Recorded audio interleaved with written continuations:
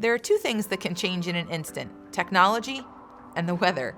Wendy Frazier knows quite a bit about both. In her 20-year career at the weather company, she's been at the helm of exciting innovation in the space. She shares why she encourages her team to fail, why she's so excited about GenAI, and what it's like to be the only woman in the room. This is Profiles in Brilliance.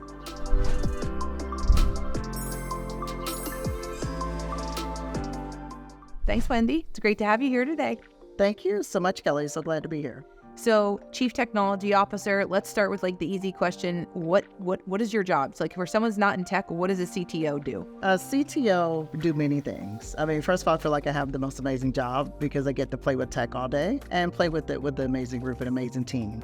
But as far as what my team do and what I do is we provide solutions and we provide products to our clients and users. I have a team of web developers, designers, and product folks and data scientists and just a whole combination of different skill sets within tech. And what they do, they build applications and they build products for our teams. So weather.com is a product, hopefully, that you've grown to I do. And trust. Know and love. And we build products and websites such as that. And we also bring and build enterprise products as well. So my team is a team of builders, and we build the outcomes for the business. So if we were to do a Wendy highlight reel, share with me top 3 moments that you think shaped you as a CTO and a tech leader. Top 3 moments for me that shaped me. First and foremost, got a BA in math, and I realized really quickly, as I had a BA in math, that I probably don't want to pursue research and other components. So I kept the drive and kept going, and I began to pursue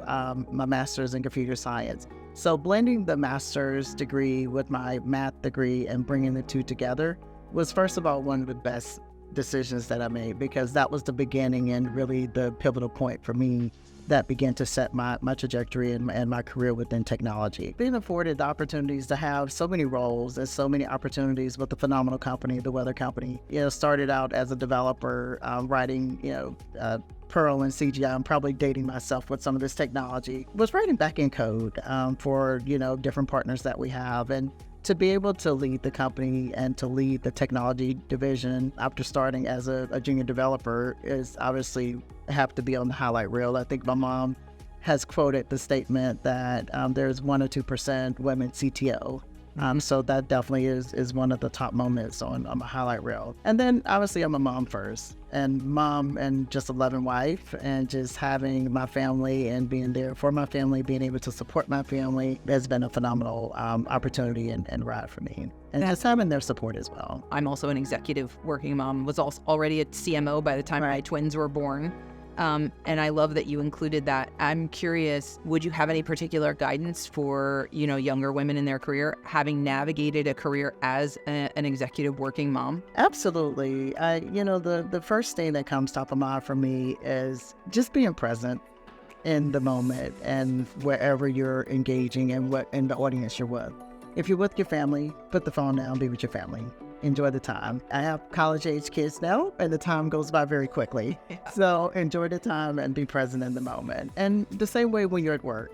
Be focused, be driven. More broadly, there's a lot of discussion about, women in technology. Right.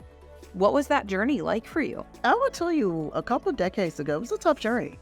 Because I was the only woman in the room oftentimes. And being the only woman in the room, you really grow to just, you're a part of this team, and you're all one team. And you begin to not look at being the only woman in the room as far as being a team member in the room. But it was definitely very challenging for me. Again, in the early days, when I think back before the .com boom, as I was coming out of grad school, I was the only woman in that room. As I was taking, my classes and my studies, I was the only woman in the room of 20, 25 guys.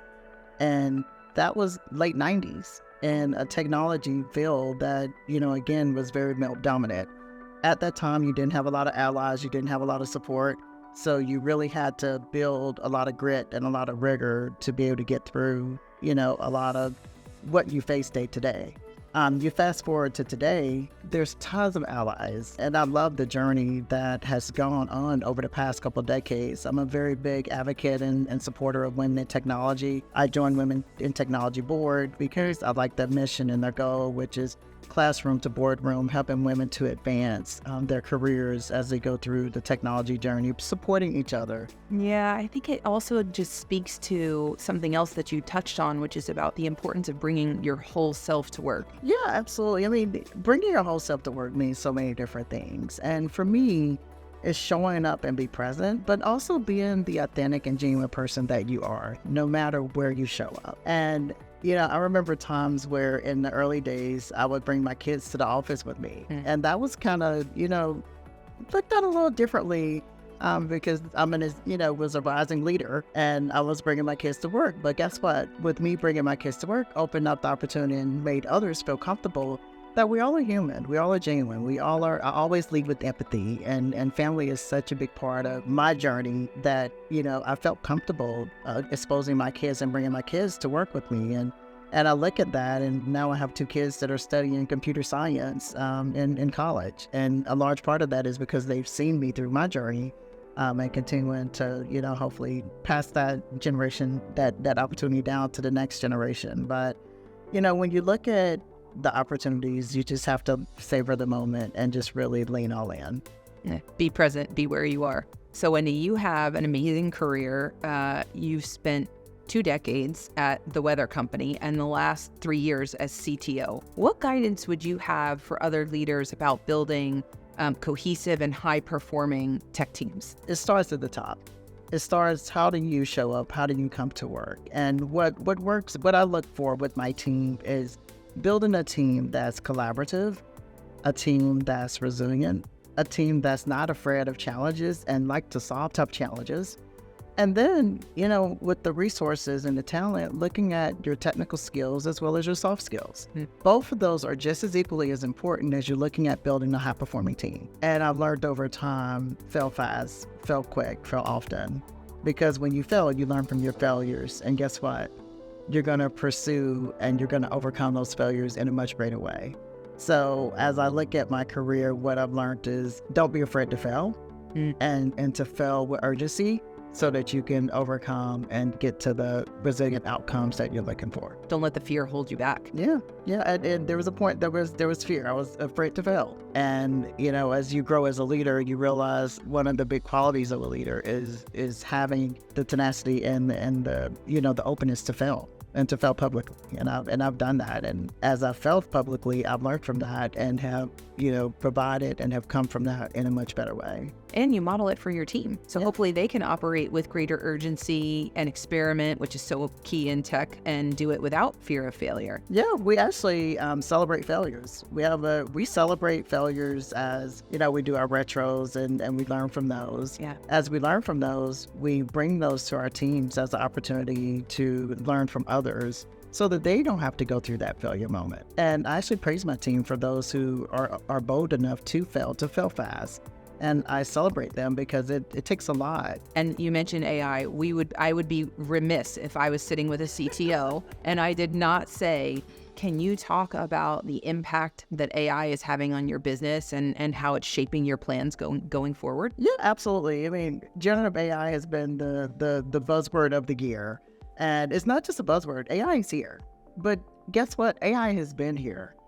Yeah. AI has been here for years. So we're now unpacking it and we're looking at the phenomenal ways that it can help influence our businesses and our daily lives, and how do you bring that together. At the weather company, we're looking at it in a way of how can we leverage AI to expedite different processes, different services, a lot of the complex science and technology systems that we build and the data that we bring to life. How can we leverage AI to model and to expedite bringing some of those outcomes out? When I look at a lot of the internal systems and toolings like your chatbots and your customer service tools, we've integrated some, AI into a number of those platforms and services as well to help with expediting getting real-time communication and feedback to our customers and to our users. So looking at AI to streamline workflows and processes like every company, but more importantly, how do we help it solve some of the complex problems that we have? So I can't be the CMO of Andela and not ask you about global hiring.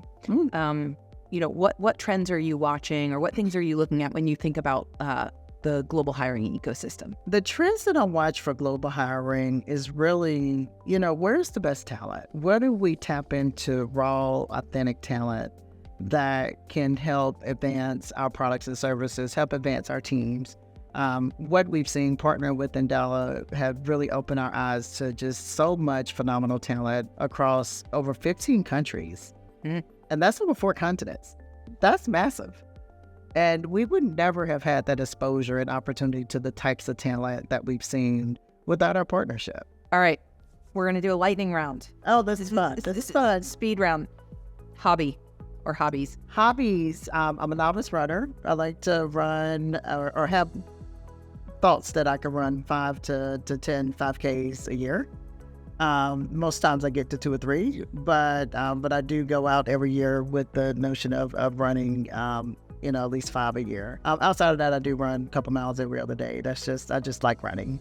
I hear you have an interesting daily habit. I do. I like to meditate. Recently, over the past 6 months or so, I've been using up my Oculus to meditate. And with that, you can go into different locations, it's very similar, the metaverse, just bringing that to life. And it's so soothing. I enjoy meditating. I enjoy working out with my Oculus. It's just a very different ecosystem in a very different space. And again, it allows you to just clear your mind. And, you can be in Hawaii on the beach within 2 seconds. And I need that on some days, especially as I like to start my day with that. And then some days I end my day with that as well. Ask permission or beg forgiveness? As CTO, it has to be beg for forgiveness. You have to lead the charge. Wake up early or stay up late? Definitely stay up late. What is an interview question that you ask every candidate? Do you have one? Oh yeah, absolutely. It's probably it's not traditional. So I generally do my interviews in more of a conversation style. But my favorite question is, I would love to know what's the last book they read, and how many books do you read a year? That is important to me. The last book is selfishly, I generally build my book backlog off of my interview questions. Oh, cool. Great takeaway. So it's fun. But it also teaches you a lot about a person, just understanding whether do you like sci-fi? Do you like, romance? What do you like? And surprisingly so, in technology, rarely the answer is a book about technology. And that's what I love, because you have to be able to do left brain, right brain, and be able to think differently and look at things differently. For your real self. Outside of tech. Awesome. Well, thank you so much for sharing, Wendy. It's been awesome to get to know you just a little bit better. Yeah, thank you so much, Kelly. This has been fun.